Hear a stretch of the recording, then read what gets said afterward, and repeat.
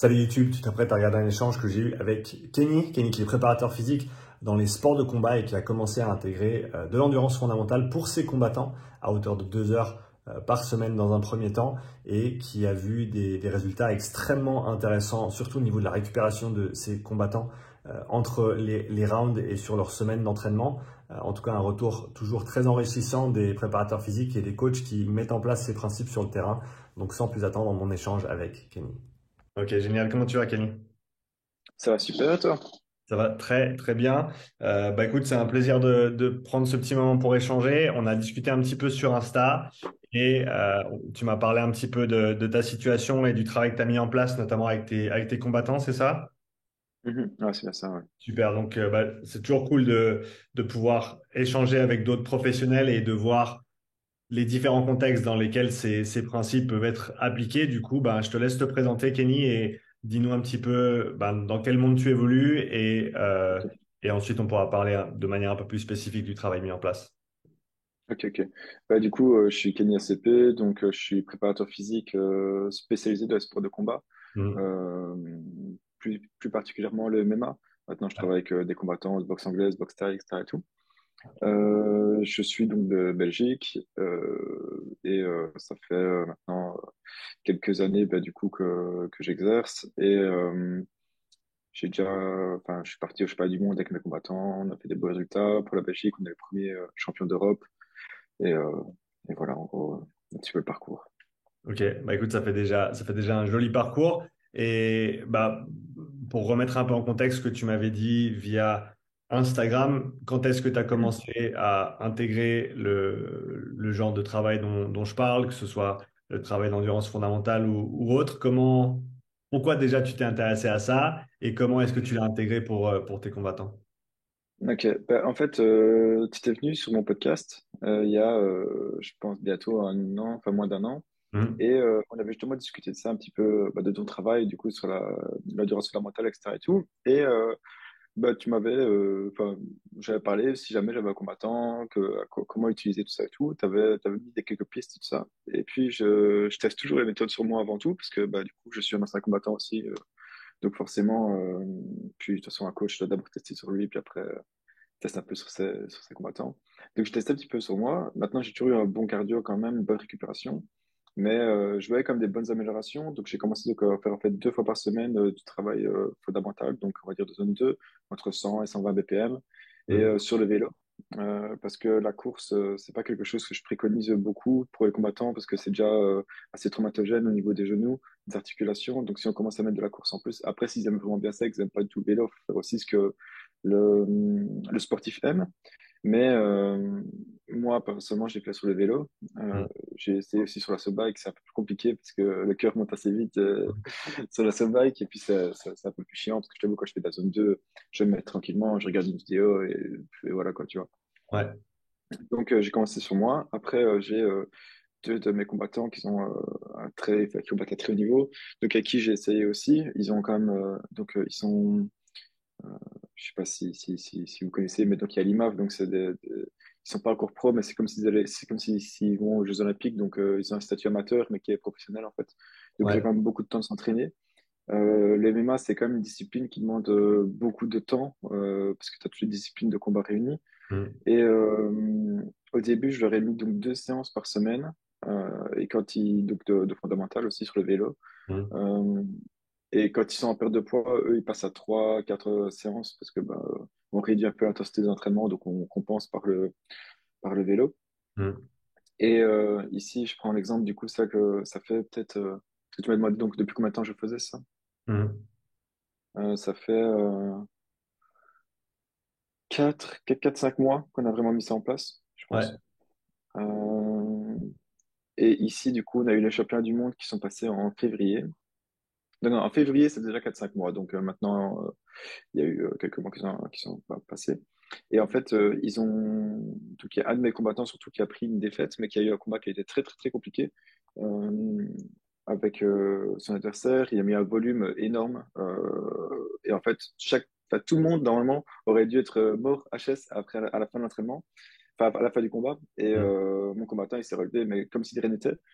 Vraiment, pendant les minutes de repos, en fait, il était donc, on va dire, il fallait plus ou moins 30 secondes pour bien récupérer. Et, euh, et au bout des 30 secondes, donc on a une minute de repos entre chaque round. Et en fait, il redémarrait comme s'il était frais au premier round, en fait, à chaque round. Et Mhm. donc, on a vraiment vu que, bah, comme j'ai dit, il avait déjà un bon cardio pendant le combat de base. Mais ça commençait tout doucement, enfin, après, vers la fin des combats, comme tout le monde, en fait, ça réduit forcément. Et eux, en fait, c'est toujours à débiter un gros volume de frappe, ce qui est assez impressionnant. Et après, bah, avant ça aussi, forcément, je les ai testés donc, sur l'Asso Bike. J'ai un protocole, en fait, je sais pas si tu connais le 12-48. Non? Dis-moi comment C'est, ça se fonctionne. du coup, bah, c'est comme un principe de MM, en fait. Ouais, Donc, c'est 12 secondes de sprint sur l'Asso Bike en all-out et 48 secondes de repos. ouais, Et en d'accord. fait, ce que je fais, Combien de donc temps je tu fais fais ça? entre 6 rounds. On fait 6 rounds. Ouais. Euh, Avant, je faisais plus, avant, je faisais 10 rounds, mais je trouvais qu'il y avait quand même une grosse économie. Et moi, quand je fais ça, j'aime bien aller vraiment faire vraiment du all-out et essayer de voir le plus de watts qui savent dégager, en fait, pendant les 12 secondes. Quand je faisais 10 rounds, en fait, ils s'économisaient parce que c'est le mec qui fallait tenir les 10 rounds et c'était Ouais, un peu trop intense. ouais. Donc, j'ai réduit sur 6 rounds et là où on donne vraiment tout pour avoir le meilleur max et la meilleure moyenne. Et donc, du coup, bah, je mets un capteur polar. Et je regarde un peu ce qui est bien avec la Sobac, c'est que directement il est connecté, donc on le voit directement en temps réel. Et en fait, donc, pendant les 12 secondes de sprint, il monte entre, ça dépend un peu des combattants hein, en question, mais je vais prendre l'exemple de ces deux-là, qui sont ceux qui je m'entraîne le plus. Il montait entre 160 et 170 BPM Mhm. à la fin des 12 secondes de sprint, et en 48 secondes de repos, il descendait à 120 BPM. Ouais. Et donc, du coup, sachant qu'un combat de MMA, enfin, du coup, les interrounds, c'est une minute, donc ils ont 12 secondes en plus pour récupérer, 12, ouais, 12 secondes en plus. Et donc, du coup, bah là, en fait, on se rend compte qu'en 48 secondes, ils ont récupéré énormément pour redémarrer au premier round. Et en fait, tu as vraiment l'impression, à part un peu les muscles qui commencent à congestionner et que la fatigue est là à cause de la bike, mais cardiovasculairement parlant, ils ont aucun souci à redémarrer à chaque début de round, en fait. Et Mhm. c'est ça qui a vraiment été surprenant. Comme je te dis, donc, quand j'ai travaillé avec eux, ils avaient déjà un bon cardio de base, hein, il n'y a pas de souci, mais ils n'avaient pas une récupération qui était aussi impressionnante que maintenant. Mhm. Et donc, voilà, j'ai fait un peu long, mais j'explique un peu tout, Non, non, tout c'est très très clair. C'est très très clair et c'est cool de voir du coup que même pour des combattants de haut niveau déjà, il y a un potentiel de développement à ce niveau-là et que ça peut ouais. passer par du travail qui est assez facile en fait et le seul coût vraiment c'est le temps. Et d'ailleurs là-dessus, je serais intéressé d'avoir ton retour. Est-ce que, parce on se soucie souvent, en tout cas c'est une question que j'entends souvent, le souci de ouais mais si je fais ça après je vais devenir lent, je vais perdre ma force, ma puissance et autres. Qu'est-ce que toi tu as vu comme effet délétère si tu en as vu ou au contraire d'effets bénéfiques sur le reste de l'entraînement? En fait, ici actuellement, donc j'étais en phase de test, comme j'expliquais. Donc en fait, j'ai testé d'abord sur les deux personnes-là et deux autres combattants. Donc au final, on est cinq à avoir, avec moi compris dedans, à avoir testé un peu ces méthodes et on a tous eu des bons résultats. Donc maintenant, je commence un peu à intégrer un peu tous mes combattants parce qu'au début, bah, je voulais pas le faire à tous avant de, tu vois, faire une grosse étude sur plusieurs personnes. Tu vois, je voulais attendre un petit peu, petit groupe, avec qui Ouais. j'étais vraiment avec eux parce que c'est des combattants que j'ai en présentiel. Du coup, c'est beaucoup plus facile de suivre un peu tout ce qu'ils font. Et, euh, et j'ai la chance aussi d'avoir des combattants qui m'écoutent vraiment et ils me font confiance à 100%. Donc ça, c'est comme une grosse chance. Du coup, le plus dur, en fait, c'est d'arriver à, à les calmer sur le fait de bien rester entre 100 et 120 VM. Parce que combattant, c'est mental dur. Tous les entraînements doivent être durs parce que c'est l'habitude là-dedans. Donc ça, c'est le truc le plus dur à cadrer un petit peu. Et sinon, j'ai pas eu de... Bah, en fait, on n'a pas réduit. J'ai installé ça en fait, dans la planification, mais j'ai pas réduit forcément la préparation physique sur le côté. Donc, on n'a pas eu de signes délétères, etc. Il y a rien qui a changé, il y a que du plus en fait. Parce que après, comme tu dis, ça demande un peu plus de temps. Maintenant, si tu veux faire une carrière sportive de haut niveau, bah, tu es obligé de. Voilà, moi, mes combattants, ils sortent pas, ils vivent que pour le sport de combat. Donc, forcément, ben, si au lieu de regarder, je sais pas moi, Netflix, ben, ils vont faire leur cardio à la salle, quoi. Donc, c'est comme ça. Je veux dire, Mm. si tu as des objectifs de haut niveau, bah, tu es obligé de te priver de certaines choses. Donc, faut pas, je pense pas qu'il faut réduire la préparation physique de base pour intégrer de la zone 2 etc. et tout. Mais il faut juste augmenter tes entraînements pour pouvoir l'intégrer, en fait, tout simplement. Et pour quelqu'un qui s'entraînerait déjà beaucoup et qui dirait ouais mais j'ai peur que ce travail supplémentaire me fatigue encore plus, quelle serait ta perspective là-dessus? Euh, Est-ce que tu Déjà, je vois? dirais essaye. Pardon, à hauteur des 2 heures par semaine que tu as mentionné, est-ce que tu vois une charge de fatigue supplémentaire qu'il faut assimiler ou pas? Non, du tout. Peut-être, on va dire, peut-être au bout de peut-être, on va dire 2 semaines, auquel il y aurait peut-être une petite, un temps d'adaptation, comme tout, hein, quand on augmente un peu la charge d'entraînement, forcément, il faut une petite adaptation. Maintenant, c'est pas, je veux dire, si la personne s'entraîne déjà beaucoup, moi, quand je parle de mes combattants, c'est entre 2 à 3 entraînements par jour, tous les jours qu'ils font. Donc, c'est quand même, ils ont déjà une charge d'entraînement qui est déjà assez élevée. Donc, eux, forcément, c'était quand même beaucoup plus compliqué, beaucoup plus facile plutôt d'accepter cette charge. Euh, mais en- je trouve même que l'assimilation, en fait, en rajoutant de la zone 2 tu vas plus facilement assimiler une surcharge, on se comprend, d'entraînement que si tu en fais pas du tout, en fait, de base. Je pense que c'est beaucoup plus bénéfique qu'autre chose. Et, le gain, en fait, sur le cardio est trop intéressant. La récupération est trop importante, en fait. Je ne vais pas dire que le gain du cardio, en fait, c'est pas ça qui te fait vraiment évoluer ton cardio sur le combat, mais c'est surtout sur la récupération entre les rounds. Donc, c'est vraiment là-dessus que tu peux vraiment gagner, parce que c'est ce qui pêche beaucoup à énormément de combattants. En fait, tous les combattants sont bons premier round, deuxième round maximum, et troisième round, en fait, il n'y a plus rien, et c'est là que le finish, souvent, il arrive à cause de ça, en fait, que tu peux bien gagner tes combats, et au final, le dernier round, tu prends un KO, tu prends une soumission, parce que tu es moins concentré, tu es moins focus. Et c'est pas que sur la récupération pour le cardio, en fait, c'est juste pour la concentration aussi que ça aide. Parce que si tu as bien récupéré et que tu ne stresses pas pendant ta minute de repos, ta concentration a été augmentée, et donc tu peux encore exécuter le game plan comme il était prévu, etc. Et tout. Et c'est surtout là-dessus que je pense que c'est vraiment quelque chose à bien mettre en place. Tu parlais de ton protocole, du protocole 12-48 que tu utilisais. Est-ce que tu as pu faire ce protocole avant et après l'intervention de basse intensité? Tu as des données pré et post ou tu l'as fait Ouais, uniquement? je les avais pas, on va dire, mises dans un fichier Excel pour être le plus précis exactement. Maintenant, je me souviens parce que en fait, chaque donnée, en fait, je dans mes notes, hein. Je regarde devant, ça ne dérange pas mes notes. Vas-y, vas-y, vas-y En fait, seulement. chaque fois, dès que j'ai fini mes entraînements, je me suis dans mes notes et c'est très brouillon, mais avec Apple, on sait tout retrouver, il n'y a qu'à noter ce qu'on veut. L'important, c'est de noter. Même si c'est brouillon, c'est mieux de noter que de pas noter. C'est ça, c'est ça, c'est ça. Tant qu'on s'y retrouve au final. C'est ça, exactement. Si tu sais où chercher et où trouver l'information, Ouais, c'est ça ça. peut être brouillon. Ici, par exemple, j'ai un de mes combattants, donc c'était le euh, 26 juin 2022. Donc c'était un petit peu, je crois que c'était un mois avant d'avoir commencé.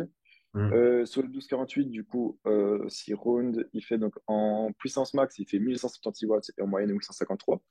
Comme ça, je te dirais aussi Ouais. l'évolution de la moyenne, etc. Et tout qui va, parce que c'est surtout sur la moyenne que ça va impacter, pas vraiment sur le maximum, parce que le max, du coup, c'est la puissance qui dégage au début, donc à ce niveau-là, ça va. Et en BPM, j'ai 143 en repos et j'ai 178 en max. Ok. Euh, je crois qu'il remet de vacances parce que c'est pas très. Les montées assez haut quand même. Ça, j'ai pas noté, mais je pense. Et ici, si je reprends son dernier, alors.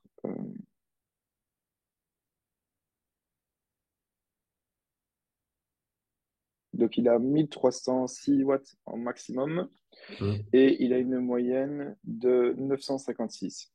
Ça fait Ce quoi? qui Près de est 100 déjà. watts sur la moyenne? Ouais, il a pris 100. Ouais, ça. Il a pris 120 watts sur la moyenne et il était à 166 en max et il est à 132 en récupération de BPM à la fin du round. Ok, donc tu vois une meilleure récup et tu vois des watts moyens qui sont plus hauts aussi. Ouais, c'est ça. D'ailleurs, au début, c'était pas, si je reprends le max d'il y a quelques semaines, c'était pas ça parce que c'est la première fois où il redépassait à fond les 1300 watts. Et quand tu montes trop haut sur la subbike, ben, pour l'avoir testé, je suppose que tu, tu sais bien que la subbike, au début, le cœur, il s'emballe assez, Ouais, assez vite. Et, ouais. donc, du coup, ouais, on a quand même on a des belles améliorations. Et lui, c'est pas le, j'ai un de mes combattants, lui, c'est impressionnant. Il monte pas haut. Il monte 160 watts en max et il est à 100. Le mieux qu'il a fait, c'est 115 au redémarrage en 48 secondes. Donc, Donc c'est 48 limite secondes. comme s'il redémarrait ouais, en 48 secondes. Donc, je pense qu'en une minute, il peut. En fait, après, ce que j'ai intégré aussi, c'est un peu de respiration parasympathique. Ouais. Aussi dans la récupération un peu des rounds. Donc, au Hmm. final, je fais entre 30 secondes. de respiration parasympathique au début, dès qu'ils sortent du combat ou d'un cardio intense d'une minute. Et en fait, après, on fait 30 secondes de respiration normale pour quand même remonter, etc. Et, tout, et en même temps, descendre le rythme cardiaque. Donc, on se Hmm. concentre là-dessus. Et en fait, c'est les deux choses que j'ai vraiment changées, c'est ça. C'est la respiration parasympathique que j'ai mis dans les récupérations allez, entre les rounds et de la zone 2 en plus, en complément d'entraînement. Ok, c'est vraiment intéressant d'entendre ça et en plus que tu aies les données pour prendre en compte d'autres paramètres possibles hein, sur cette amélioration de la moyenne. Est-ce qu'il y a eu d'autres gros changements de la nature de la préparation physique entre ces deux tests, tu dirais, ou ça a été assez en ligne avec ce qui avait été fait auparavant? Non, non, c'est toujours en ligne. Je veux dire, on change pas une méthode qui fonctionne. Donc, en fait, soit je fais de l'ondulatoire avec eux quand on se rapproche des combats, soit je pars sur des blocs linéaires. Mais dans tous les cas, le cardio, donc j'ai plusieurs protocoles sur la soba et qui est des fractionnés au sac, etc. Tout que je fais. Donc, ça, ils ont l'habitude. Ils ont soit une fois semaine de la soba et le deuxième entraînement sur la semaine, c'est plus du fractionné au sac, etc. En petit circuit ground and pound un peu spécifique. Hmm. Donc, sauf si on est vraiment à 5-6 mois d'échéance, que là, on peut peut-être aller 2 fois sur la sub-bike, etc. Mais sinon, en général, c'est vraiment ça. C'est une fois de l'assaut et une fois du spécifique, on va dire, en cardio. Après, bah, la puissance, travailler la puissance en prépa physique générale, quoi, logique, tu vois, etc. Sinon, bah, non, leur entraînement spécifique, ça, ils changent pas. Et ce qu'ils ont vraiment rajouté, c'est ça, c'est 2 entraînements. Euh, En plus, ça leur permet de bien gérer leur poids, parce que bah, comme dans le sport de combat, il y a des catégories de poids, donc il faut bien gérer le poids et tout ça. Et en fait, justement, les entraînements, ce qu'ils font quand ils sont en grosse perte de poids, qu'on commence à se rapprocher du combat. Donc, il faut savoir que dans les MMA, on fait quand même des. Moi, je te prends l'exemple de mes combattants. Donc, ici, il y en a un qui combat à 61 kilos et il fait 70 kilos. Hmm. Et j'ai l'autre combattant, il fait, c'est un peu plus, il fait 60, il combat moins de 66 kilos et il fait 80 kilos dans la vie de tous les jours, quoi. Donc, les pertes de poids sont assez conséquentes. Hmm. Et en fait, si on leur rajoute pas ça en fait, sur le côté, c'est quand même assez compliqué parce qu'on peut pas non plus descendre trop les calories ingérées. Donc, on est obligé de passer par autre chose. Et en fait, justement, eux, ça leur permet de faire leurs 2 entraînements sur la journée. Après, au soir, ils vont tranquillement sur ta basic fit ou quoi que ce soit. Et ils font leur vélo, ils font 1 heure et c'est fini, quoi. Donc, Hmm. et ça, en fait, eux, ça leur demande rien. Ils sont pas fatigués. Parce que, comme je te dis, ils ont déjà un certain niveau que c'est pas ça qui va les fatiguer, en tout cas. Ouais. Et Donc, ouais. leur retour à eux, qu'est-ce que eux t'ont dit jusqu'à maintenant en termes d'amélioration qu'ils ont ressenti par rapport à ces entraînements de basse intensité? Toi, t'as les chiffres, tu as les données, tu as les Ouais. résultats aussi en compétition. Quel est leur ressenti à eux du point de vue de l'athlète? Il y en a un qui fait rire, il me dit, moi, je suis un zombie. J'ai un cardio illimité, quoi. Genre, le mec, il envoie et genre, en fait, tu sais pas, c'est ici les combats qu'ils ont fait au championnat du monde, là. Vraiment, ils ont perdu contre des types qui étaient techniquement un peu supérieurs, mais physiquement, en termes de cardio, tout, en fait, c'était tous au-dessus, ils étaient vraiment au-dessus. Hmm. C'était vraiment impressionnant. Donc, dès qu'ils ont fini leur combat, en fait, ouais, eux sont surpris à quel point ils récupèrent vraiment, vraiment, vraiment bien. C'est vraiment le truc, c'est en fait, ils se disent, on est infatigable. En fait, ce qui est bien, c'est qu'ils peuvent s'exprimer sans stress. Donc, ils peuvent vraiment faire ce qu'ils veulent dans la cage sans se dire, ah ouais, le cardio va être un facteur limitant. Parce que même quand le cardio, à la fin oui, ok, à la fin du round, ils sont fatigués un petit peu, etc. et tout, mais la minute de repos leur permet de repartir comme au premier round. Et c'est ça, en fait, qui est super impressionnant.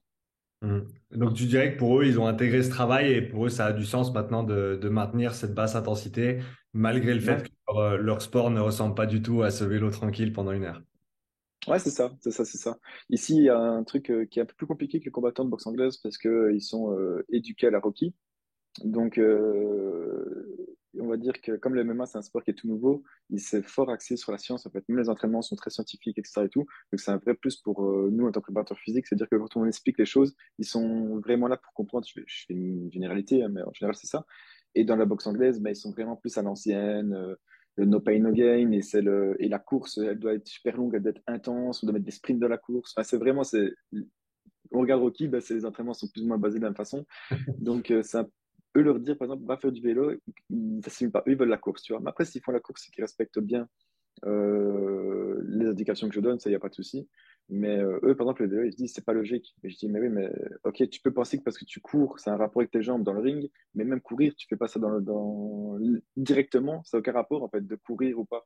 Donc, d'ailleurs, quand on fait le cardio avec moi en séance présentielle, moi, je mets jamais de course. Le seul truc que je mets, c'est énormément d'assaut bike, parce que l'assaut bike, c'est ce qui se représente le plus au combat, avec un peu le rameur, mais l'intensité du rameur et l'intensité de l'assaut bike, comme vraiment, Hmm. euh, ça n'a rien à voir, quoi. C'est vraiment. Donc, du coup, moi, je mets beaucoup d'assaut bike dedans, mais sinon, ouais, ils se demandent pas, ils se posent pas de questions. Genre, ils comprennent au début, ça peut peut-être être un peu bizarre, mais comme je dis, j'ai la chance d'avoir des combattants qui font confiance à 100%. Donc, j'aurais dit, les gars, on va commencer à intégrer ça et vous allez voir, ça va être bien. Et au début, ouais, c'est pas- c'est, let's go. Puis après, eux, ils avaient quand même une certaine habitude aussi de faire un petit peu de cardio à basse intensité dû au perte de poids. Donc, c'est quand même pas quelque chose qui était le plus. Mais eux, au début, c'était que lié à ça. Ils étaient Ouais. juste cardio basse intensité pour la perte de poids. Et il y a beaucoup de, enfin beaucoup. Il y a un entraîneur belge qui est de l'équipe nationale belge aussi, tu vois, euh, qui pour lui en fait ça, c'est inconcevable en fait de faire du vélo à basse intensité pour le sport de combat. Si on doit perdre du poids, bah, autant faire autre chose. Et impossible de lui faire entendre raison. Au final, je pense que les résultats qu'on a fait ici, je sais pas du monde, ça a peut-être changé un petit peu, tu vois, mais ouais, mais en fait, je sais pas. Faut s'ouvrir l'esprit là-dessus, tu vois. Mais ouais. Pour des préparateurs physiques qui t'écoutent, qui sont dans les sports de combat et qui n'ont pas encore pu mettre en place ce travail, avec l'expérience que tu as eue avec toi, avec tes combattants jusqu'à maintenant, comment tu recommanderais qu'un préparateur physique intègre ce travail avec des combattants de manière générale?